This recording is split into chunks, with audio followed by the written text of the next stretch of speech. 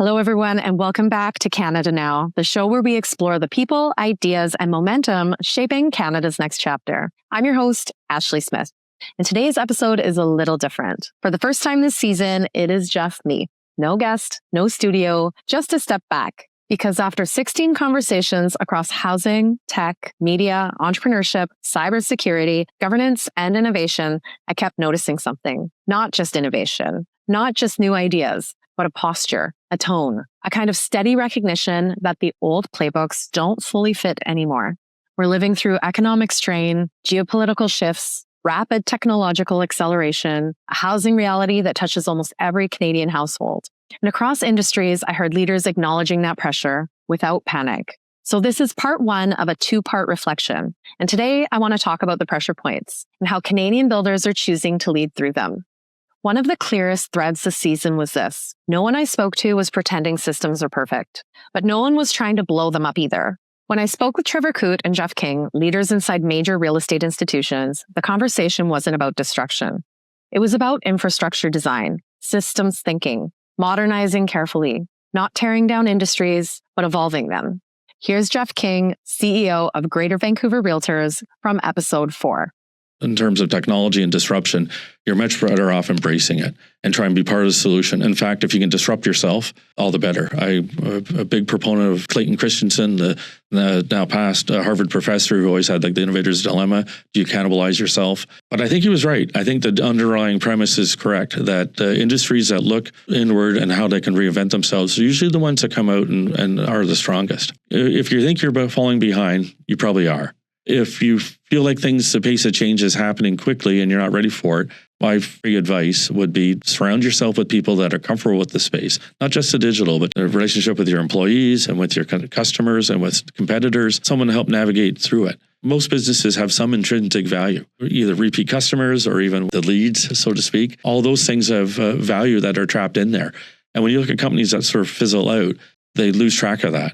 And they kind of lose the plot. But I think there is a transformation happening. In a lot of ways, it's a lot of opportunity. I'm in a couple of peer groups with other CEOs, from manufacturing to financial services to professional services to you name it. There's a few consistent themes.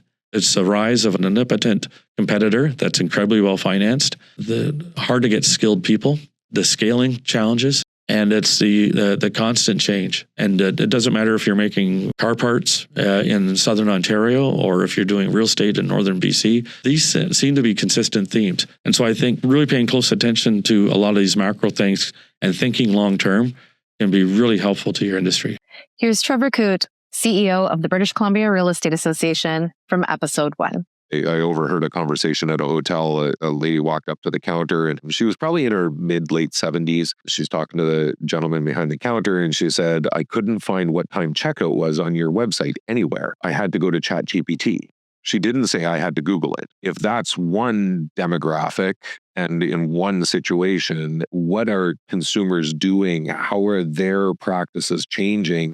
There's a big element of what happens in transactional real estate that is not digitized. The number of times that I had a pen in my hand, whether I was signing for at the lawyers or insurance or whatever it was, we are very far from a digitized ecosystem in a lot of these areas. There's major infrastructure that supports it not being digital, which has to get disrupted. But I really see that being a space that as realtors can adapt to new technology, they can understand where that digitization is going to make the consumer experience more seamless, but also digitize the regulatory environment, create a space for regulation to happen in a digital ecosystem. All of that is the future of where we're going. What struck me is that this wasn't just a real estate conversation.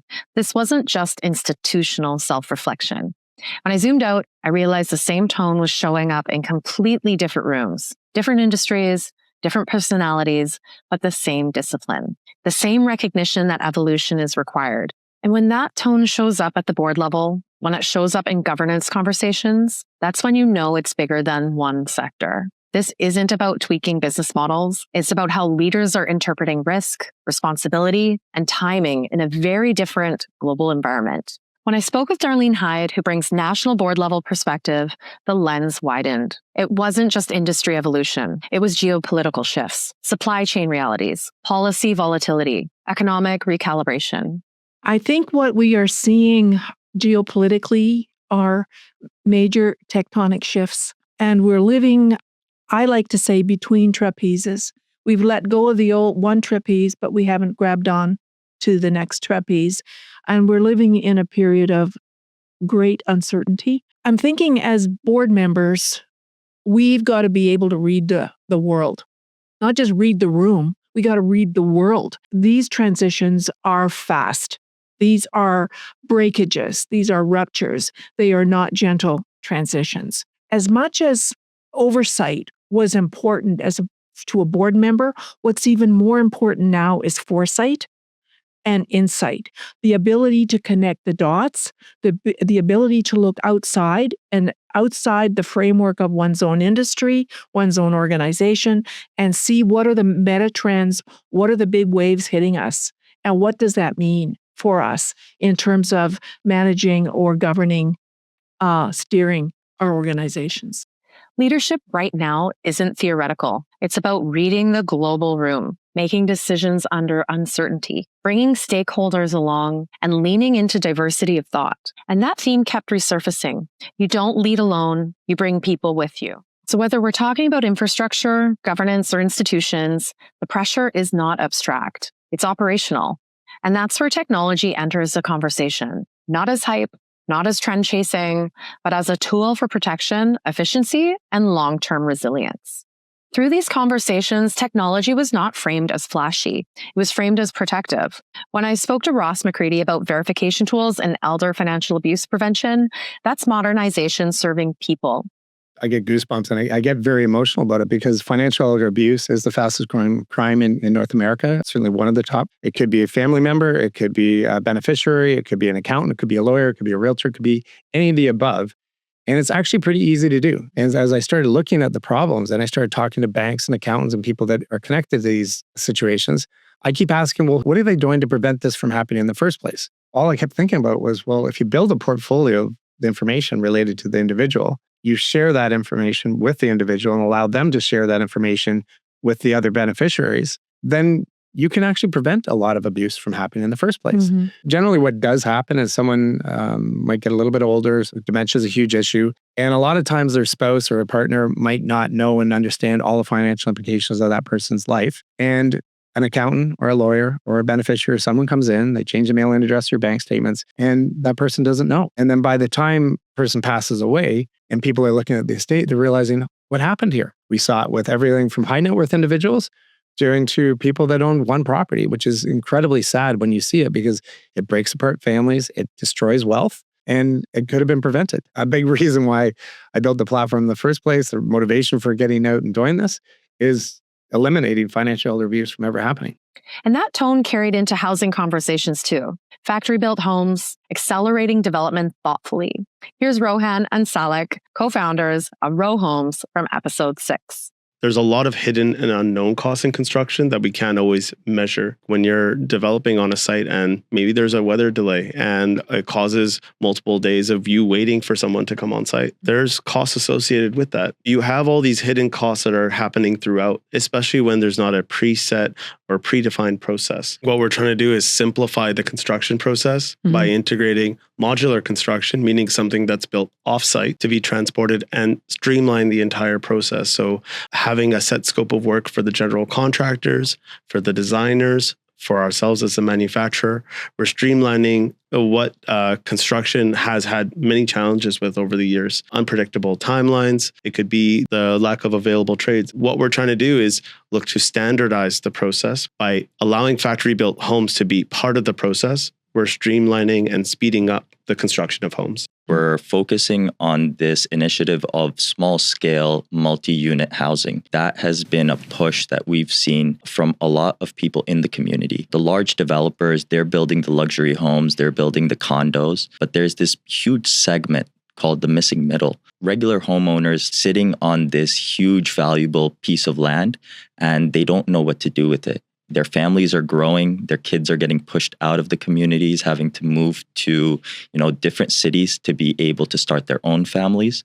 And what we're seeing is that homeowners don't have the tools to be able to go through this development. And that's where we're focusing on helping regular, everyday people build a fourplex or a laneway without having to go through this huge, rigorous construction process. These are not conversations about move fast and break things. No one said burn it down. They said, how do we move the needle and how do we do it responsibly? That's a huge difference. But here's what really surprised me. This tone wasn't just coming from inside established systems. I heard it just as clearly from founders building from the ground up.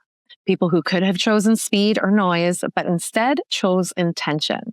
Across founders, I kept hearing something subtle, but very consistent. Not growth at all costs, not Silicon Valley bravado, not hyper-valuation chasing, but instead capital discipline, cash flow awareness, building in phases, understanding Canadian constraints, and playing the long game.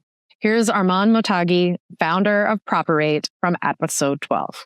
We have been spinning our wheels for 15 years, teaching founders to focus on the Silicon Valley innovation model. And guess what happens? When you make a Silicon Valley company in Canada, where does it want to go? It wants to go to Silicon Valley.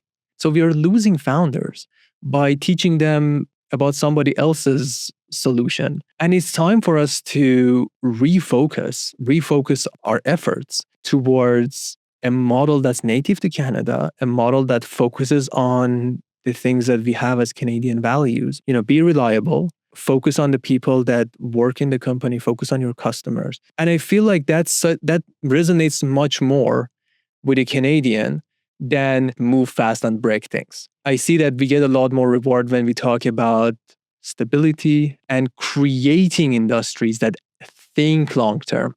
Here's Matias Marquez, founder of Ethos, from episode 15. Historically, in the US, internet companies have been more aggressive in the sense that they'll chase every revenue dollar with a bunch more money. And the main KPI and the main focus has been grow revenue. And in Canada, we've always looked at that. A lot of people tried to mirror that, and that's always been a mistake. And we've always been more like, hey, we can't raise as much money, so we should be more thoughtful about how much we're spending, how much we're growing. And it's funny because the American view now has actually shifted more in this direction. The way Canadians have been operating for a long time has been more sustainable, more kind of cash flow focused. So have we raised money in the past? We have, but it's never been these like ridiculous amounts without a plan. It's always been like, okay, we'll raise this much money because this is what it can help us do. One of the big milestones of my last company was when we got to become cash flow positive. I think that's an important milestone. I think that like every business should be able to sustain itself. It's been actually quite good to be Canadian and to build like a Canadian and to not have just followed what the Americans have been doing. Even just Glowacki, building a social network here in Canada, it's not about chasing algorithms. It's about building something values aligned. The algorithms right now are meant to actually keep you hooked. And that's not what we want to do. We want to bring people back into communities in the real world. So we're not trying to keep you on the app forever. That is not small ambition. That's calibrated ambition. And I don't think that's weakness. I think that's maturity. And the more people I talk to, I think that's Canadian. And this is where the Canadian nuance becomes impossible to ignore. Not smaller ambition, not limited vision, but a different rhythm, a willingness to build in phases, to understand the environment you're in, to prioritize durability over optics. That showed up again and again. And when you zoom out across all of it, housing, governance, founders, technology, media, a bigger pattern emerges. It's not just innovation, it's temperament. If I had to summarize season 1 in a single phrase, it would be this: maturity over noise. There is something in the air. A recognition that real steps matter more than headlines. Real value matters more than hype. Real resilience matters more than speed. That does not mean Canadians are not ambitious. It means the ambition looks steadier, perhaps quieter, but no less serious. And maybe, in a world chasing noise, that steadiness is exactly our advantage. There is something happening here. It's not loud, it's not flashy, but it feels grounded and it feels intentional. And I don't think that's accidental. So in part 2 of this season 1 reflection, we're going to talk about that. The steadiness, the clarity, the kind of leadership emerging right now, and the communities being built to support it. I'll see you there.